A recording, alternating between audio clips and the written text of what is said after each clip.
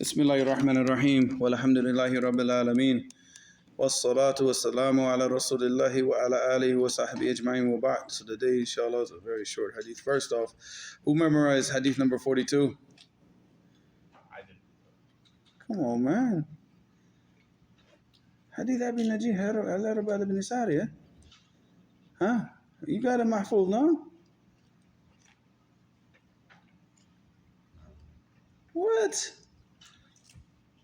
There's one hadith that you've heard at home probably more than, I wouldn't say more than any hadith because there's probably other hadith that you heard more than this one. But I'm just saying out of that hadith that you probably heard read at home a lot, this is definitely one of them. All right, go ahead. Sorry. عن أبي نبيح أبي وإيش؟ نبيح. No, Najih. Oh, sorry. Nabih.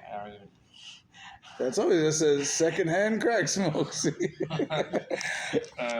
Now everybody's laughing on like this. What is your hot secondhand crack smoke? For sure this.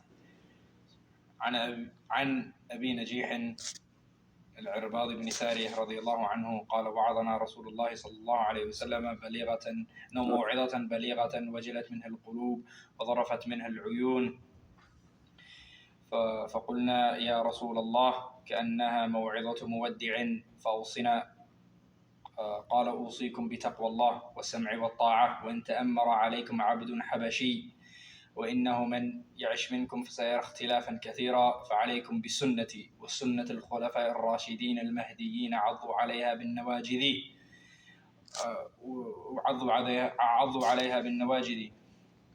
وإياكم ومحدثات الأمور فإن كل بدعة ضلالة رواه أبو داود. ما فيش بتحاول كون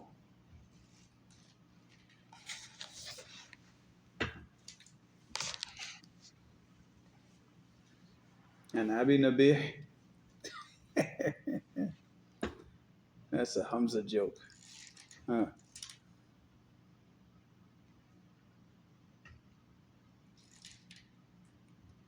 عن أبي نجيح نجيح عن أبي نجيح العرباض بن سارية رضي الله عنه قال وعظنا رسول الله صلى الله عليه وسلم موعظة وجفت. Does it say بليغة in this narration? نعم. Yeah, بليغة. موعظة بليغة. بليغة. وجلت منها القلوب وظرفت منها العيون. فقلنا يا رسول الله كأنها موعظة مودع فأوصنا فقال أوصيكم بالسمع والطاعة قبل هذا بتقوى الله والسمع والطاعة وإن تأمر عليكم عبد حبشي فإنه من يعيش منكم فسيرى اختلافا كثيرا فعليكم بسنتي وسنة الخلفاء الراشدين المهديين من قبل عضوا عليها بالنواجذ من بعدي عضوا عليها بالنواجذ وإياكم محدثات الأمور فإن كل بدعة ضلالة رواه البخاري أبو داود.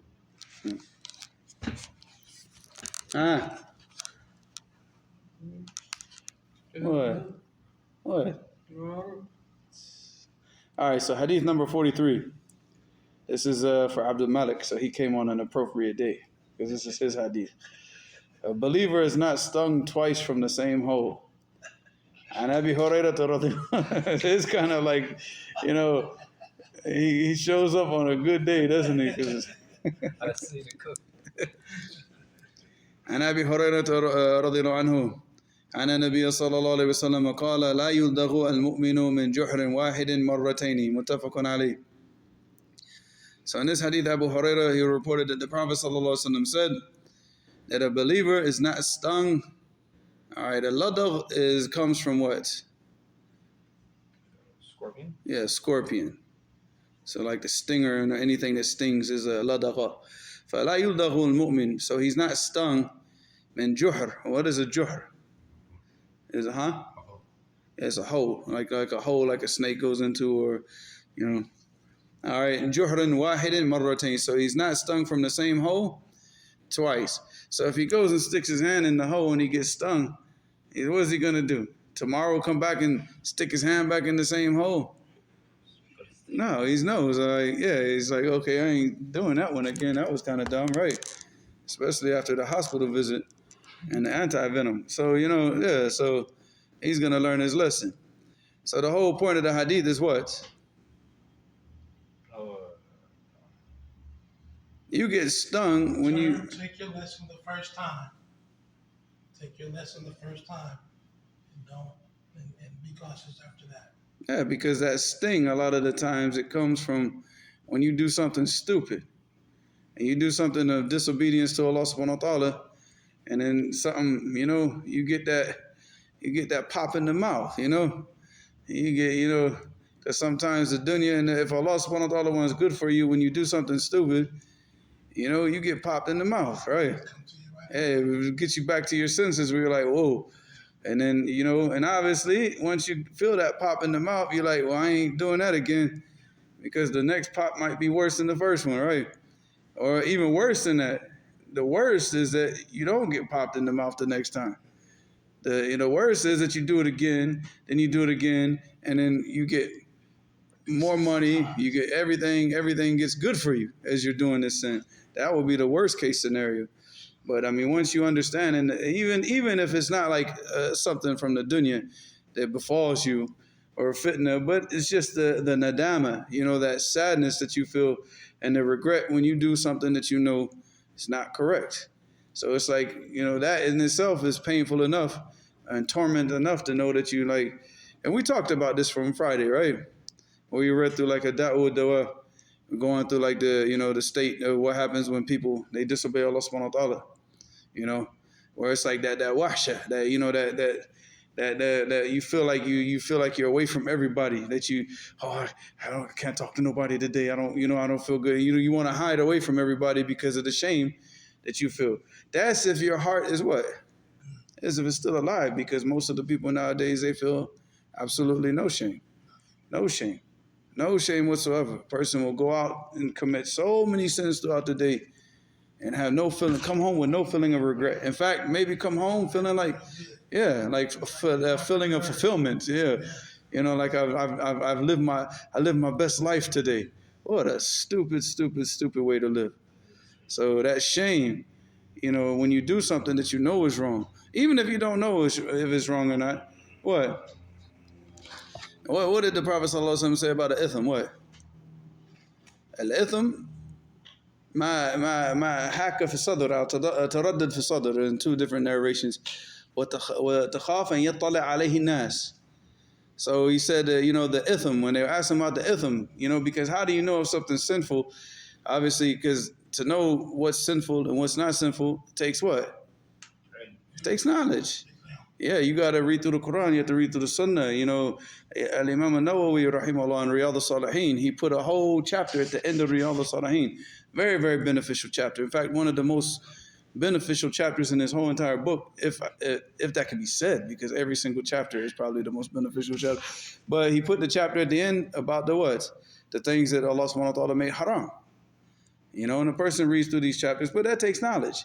So the Prophet ﷺ gave the guidelines for a person to understand what a sin is if he doesn't know, if he doesn't have the knowledge. So he said, "Ma haka fi nafsaka fi sadr." What does that mean? It just kind of like sits in your chest, and and it sits there and it like bounces around, and like there's like this ittirab in your chest, like this uneasiness, like like a ship when it's on rough seas. That's how your chest feels, and that's how you feel inside. And then he said, وَتَخَافَ أَن يَطَّلِعَ عَلَيْهِ النَّاسِ, and you're afraid that the people would see you doing this.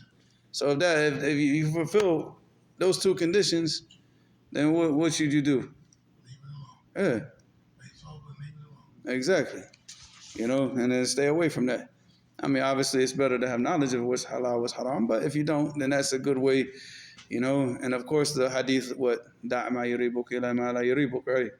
Leave off that which you don't doubt, that which you doubt for that which you don't doubt. But I mean, to go through all the shame and the sadness and the grief and the pain and the torment, and then to go back to that sin, and you know, and if you still have that life in your heart, to go back and relive that torment, it's like me with Ben and Jerry's, right?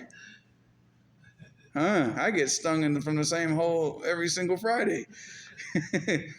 But you see, that's like, but imagine that's how most people are with sins. Like, I know if I eat this Ben and Jerry's, when was the last time we had a class on Saturday? I was about to say, I was thinking about like, we just take Saturdays off at this point. No, it's not that we taking Saturdays off. It's because the next day I go through that crash and my sugar levels get so high. The next day I have like bad headache. I feel like hungover, you know, like seriously. So even I told the kids, khalas, there's no more. But that's all, you know, we should learn from those lessons. But so you see how we are. We keep, because it's the desires. The desires for some things are just so strong that we go, and even though we know the torment is coming, we just ignore it. We say, oh, I'm ready. I'll go through it. What for that? What? And how long does it take to eat a pint of Ben and Jerry's? Or is it a pint that I buy, or was it 20 minutes. less than that? The one we got last The one that I get, it probably takes 10, 15 minutes to, yeah. I mean, if you're not savoring it, you know, you just. Well, because I normally get it, and then I want it to kind of melt a little bit, and then I start eating it, so I eat it like, you know, but look at that. 15 minutes of what? Of lidda, of desire, of fulfillment of desires for what? For like 24 to 48 hours of pain and suffering. 30 hours of anguish. Yeah, but this is just a small example. Then imagine the sins that people commit. Sins that can, like, the sadness and the grief for these sins could last your entire life. You could, I mean, people have done sins. I've heard stories of people that have done things, khalas. I mean, people that came from overseas, they got so entrenched in the American culture and end up, committing fornication and drinking alcohol, and then he makes tawbah. But even the sadness of that sin, is going to last him for his entire life. There was one brother in Florida, and this happened to him. He came to America, and he started doing all these types of things, and he's drinking and fornicating with the girls, and Allah woke him up. And then he got so stricken with grief about the sins that he was committed that he just sat in the masjid all day long until he memorized the entire Quran as a part of the tawbah for what he did. But even after that, you think that pain and suffering from that? No. Huh? So wait till he reads Surah Al-Night. Yeah, I mean, throughout the Quran, he's gonna, every time that he reads about the punishment of the hellfire, he's gonna remember those sins. I mean, the grief and the pain and the suffering, it's not worth it. For what? For a little walk of pleasure, It's just not, so Allah musta'an. And then you're talking about the torment in the next life. That's which is everlasting. So Allah musta'an. Allah protect us. But Allah protect us from ourselves, akhi, wallahi, because wallahi, if Allah subhanahu wa ta'ala, the worst punishment is that He leaves us to ourselves, because wallahi, we would destroy ourselves. And we'll destroy ourselves in a blink of an eye with a smile on our face as we're going straight down into the abyss of destruction. We'll be smiling the whole way, just destroying ourselves, the whole way down. Allah musta'an. We'll be driving the car straight into the hole. So Allah musta'an. Just leave it. No, you got to stop it. Well, we're praying Maghrib here or Kermit? Now we're going to pray in Kermit, inshallah.